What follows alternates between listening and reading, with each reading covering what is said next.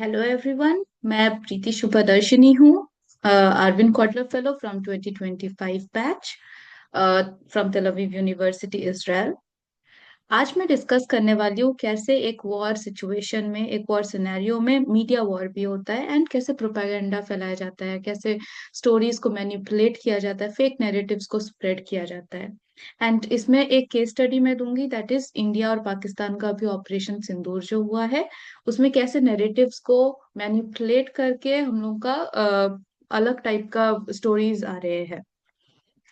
तो अप्रैल 22 में, इस साल के अप्रैल 22 में हमारे पहलगाम एरिया में, कश्मीर में बहुत बड़ा अटैक हुआ, जिसमें कि स्पेसिफिकली एक रिलीजियन को टारगेट करके अटैक हुआ। And that was not just a normal attack, वो एक टेरर एक्टिविटी था, वो एक टेररिस्ट एक्टिविटी था।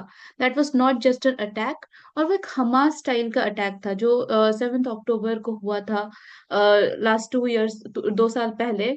उस टाइप का अटैक था जम्मू कश्मीर में। बट वेस्टर्न मीडिया आउटलेट्स ने उसको कैसे पोर्ट्रे किया, तो देखिए हम लोग, फॉर एग्जाम्पल हमारे बहुत सारे वेस्टर्न मीडिया चैनल्स में उसको मिलिटेंट्स बोल दिया गया, या फिर गनमैन बोल दिया गया, या फिर सिर्फ बोल दिया गया कि कुछ लोग मर गए। इतना बड़ा टेररिस्ट अटैक को एक छोटा सा, एक नॉर्मल सा मर्डर या फिर किलिंग या फिर छोटा सा अटैक जैसे अगर उसको पोर्ट्रे किया जा रहा है, दैट मीन्स एक बहुत बड़े चीज को छोटे तरीके से दिखाया जा रहा है।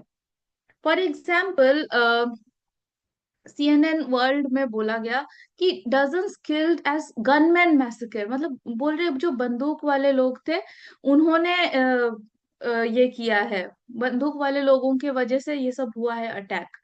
So that's not a correct thing, मतलब टेक्निकली सही चीज है, लेकिन ऐसे देखा जाए तो गलत है। वो तो बहुत छोटा दिखाया जाए कि हाँ कोई बंदूक ला करके मार दिया गोली। अगर फिर और देखें हम लोग तो फिर इसमें देखा जा रहा है कश्मीर में टेंशन बढ़ रहा है। इट्स नॉट एग्जैक्टली कि पाकिस्तान ने टेररिस्ट अटैक किया, ये नहीं बोला जा रहा है, वो बोल रहे हैं कि टेंशन बढ़ रहा है। That's it's like that. Mint news में देखा जाए तो फिर इट्स सेड दैट गनमैन ने टूरिस्ट को मारा। अब ये गनमैन कौन है? गनमैन कैन बी इंडियन, कोई सिविलियन हो सकता है with gun.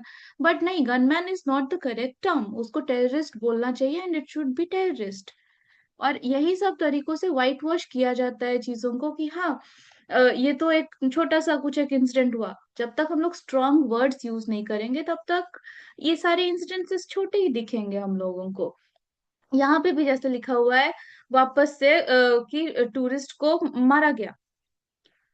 Hair also in this news outlet यहाँ पे भी बोला गया है कि टूरिस्ट को मारा गया in by gunman in Indian administered Kashmir. मतलब India administered Kashmir is not a correct word, it should be Kashmir, it shouldn't be Indian administered Kashmir.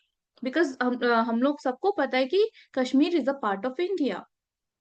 Same AP news में हमारा यूज होता है militants killed tourist. That means militants word is like जो लोग को suppress किया जा रहा है वो मिलिटेंट्स बन के अगर फाइट करे तो।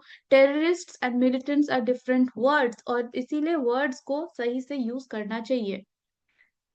देन यहाँ पे भी न्यूज में बोला गया है by BBC that Indian administered Kashmir. Then again Kashmir India का ही पार्ट है, तो फिर इंडियन एडमिनिस्ट्रेड कश्मीर बोलने का कोई पॉइंट नहीं बनता है। सो ये सारे जो टेक्निक्स है, ये बस एक चीज को, एक इंसिडेंट को व्हाइट वॉश करके थोड़ा सा छोटा दिखाने का ट्राई किया जाता है। उसके बाद जो तो हुआ हुआ, उसके बाद पाकिस्तान में बहुत सारे क्लेम्स किए, लाइक इंडिया का S-400 मिसाइल सिस्टम को उन्होंने डिस्ट्रॉय कर दिया। बट इंडियन मिलिट्री ने बोला कि नहीं, that's not the truth. Pakistan ने बहुत सारे क्लेम्स किए कि S-400 is no more, it's destroyed. But then we saw, हम लोग ने देखा कि PM मोदी आकर के S-400 के बैकग्राउंड में एक फोटो क्लिक किया, विच इज लाइक डिबंकिंग कि हाँ ये सब फेक नैरेटिव्स है। मतलब डोंट, ये सब स्प्रेड मत करो, हेट्रेड मत स्प्रेड करो, या फिर डर का माहौल मत स्प्रेड करो कि इतना कुछ तुम कर ले रहे हो। So this is also a narrative warfare. ऐसे हम लोग का नैरेटिव के थ्रू भी बहुत सारा वॉर होता है।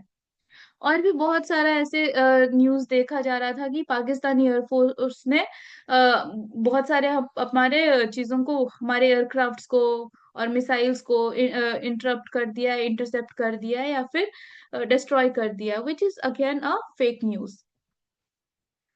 अभी रिसेंटली एक न्यूज आया है 31st मई को, दैट रशिया ने क्या किया है, रशिया ने बहुत बड़ा सा एक कोलैबोरेशन किया है, या फिर बहुत बड़ा सा फंड रेज किया है, और एग्रीमेंट किया है जिससे कि वो लोग पाकिस्तान को सपोर्ट करेंगे।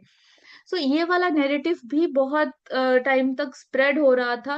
देन रशिया वाप आता है, Russia comes to the scene, और वो बोलता है कि नहीं, ये फेक न्यूज है, ये पाकिस्तान ट्राई कर रहा है कि इंडिया और रशिया का रिलेशन खराब हो जाए, इंडियन सिटीजन्स को ट्रस्ट ना रहे रशिया पे, उनको भरोसा ना हो रशिया पे, उनको लगे कि रशिया भी दोगला है।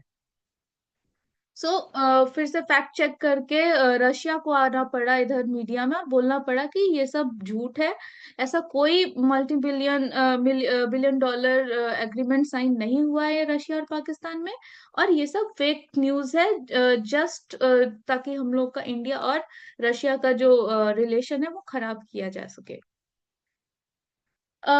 इंडिया ने एक PIB fact check organisation launch किया है, जिसमें कि जो भी मिस इन्फॉर्मेशन होता है, जो भी फेक न्यूज होता है, वो वो लोग चेक करते हैं और उसको करेक्ट करते हैं और क्लासिफाई करते हैं कि वो सही है या गलत है।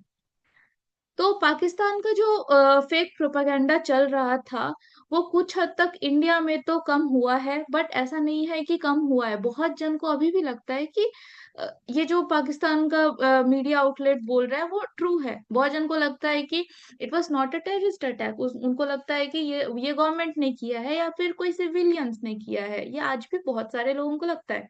It's just because of the Pakistan का फेक प्रोपागेंडा, और जो मीडिया नैरेटिव जो भी सेट किया जाए वो वैसे ही चलता रहता है। देन अगर हम लोग देखें, अभी रिसेंटली तुम एक ऑर्गेनाइजेशन बनाया है इंडियन गवर्नमेंट ने, जिसमें बहुत सारे members from the opposition party के भी बहुत लोगों को लिया है, बहुत सारे मतलब डिफरेंट रिलीजियन के लोगों को लिया गया है, और उन लोगों को भेजा गया है टू द एंटायर वर्ल्ड, पूरे दुनिया भर में भेजा गया है कि वो लोग जाए और बोले कि रियलिटी क्या हुआ है, सच्चाई में हुआ क्या है, ताकि पाकिस्तान का ये फेक नैरेटिव को अनमास्क किया जा सके, बिना मास्क के किया जा सके।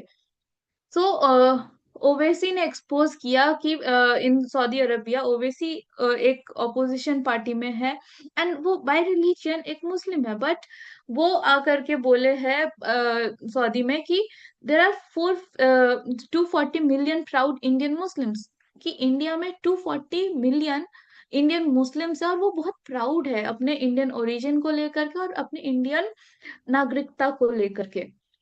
जिससे कि पाकिस्तान का जो एक नैरेटिव था कि यहाँ पे इंडिया में हिंदू और मुस्लिम का फाइटिंग होता है, झगड़ा होता है, और हिंदूज डोमिनेटिंग है या फिर मुस्लिम्स का हालत खराब है, ये जो फेक नैरेटिव सेट कर रहा था पाकिस्तान, उसको झूठ दिखाने के लिए और समझाने के लिए कि वर्ल्ड को, दुनिया को, कि हाँ, ये गलत चीज है। सो बहुत सारे ऐसे लोग जा करके बहुत सारा बातें बोल रहे हैं। सो फेक न्यूज, मीडिया ने वॉर, प्रोपागेंडा, ये सारी चीजें स्प्रेड होती है, और बहुत इजीली हो जाएगी, बिकॉज ये हम लोगों को डरा देता है कि हाँ, ऐसा हो रहा है, वैसा हो रहा है। तो ऐसे सिचुएशन में हमको थोड़ा सा सोचना चाहिए, फैक्ट चेक करना चाहिए, अपने तरीके से फैक्ट चेक करना चाहिए, दूसरे दूसरे मीडिया आउटलेट्स को भी देखना चाहिए। ऑल्दो इस बार क्या हुआ है, मीडिया आउटलेट्स में भी बहुत सारा फेक न्यूज स्प्रेड किया है, बट हमको हमारे दिमाग को यूज करना है, लॉजिक को यूज करना है, और समझना है कि हो क्या रहा है एग्जैक्टली exactly। क्योंकि कोई भी किसी भी स्टोरी को किसी भी तरीके से घुमा करके प्रेजेंट करेगा, और वो एक फेक, मतलब वो एक न्यूज बन जाएगा, और फिर अगर 10 लोग स्प्रेड करेंगे, वो एक बहुत सॉलिड न्यूज बन जाएगा, उसका कोई फैक्ट चेक नहीं करता है। So we should be very careful, हम लोग को बहुत ज्यादा सावधान रहना है कि कैसे फेक न्यूज स्प्रेड होता है, फेक नैरेटिव स्प्रेड होते हैं, कैसे प्रोपेगेंडा होता है, और ये सब चीजें कैसे होती है। That's all, thank you. कोई क्वेश्चन है तो आप लोग पूछ सकते हो।